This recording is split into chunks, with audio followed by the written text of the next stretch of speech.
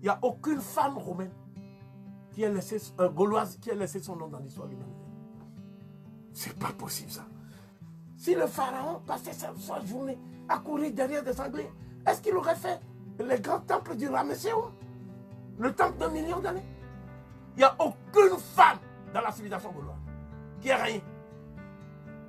Il n'y a aucune femme dans aucune cité grecque qui a régné.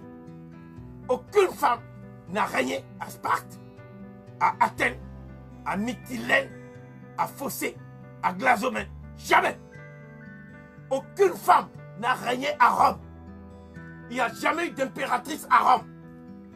Aucune femme n'a régné sur les clans sémitiques juifs. Le royaume de Judée, le royaume d'Israël, tout ça, aucune femme. Aucune femme n'a jamais régné chez les Arabes. Mais voici les peuples qui disent qu'ils veulent apporter la civilisation aux Africains.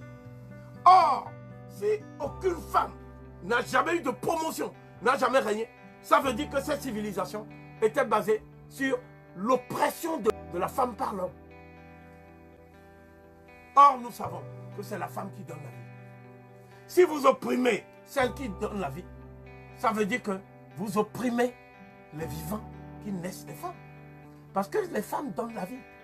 Mais vous empêchez les femmes d'éduquer les vivants qui sont sortis de leur corps. Hein? Comment vous voulez avoir alors une civilisation qui lutte contre la guerre? Une civilisation ne peut lutter contre la guerre que lorsque les femmes sont un élément important de la nation. Parce que les femmes n'ont aucun intérêt à ce qu'il y a la guerre. Parce que ce sont elles qui subissent le deuil. C'est ça la réalité. L'Occident ne peut rien apprendre à l'Afrique sur la question de l'émancipation de la femme. Parce que l'Occident n'en a jamais eu une pratique consistante et réelle.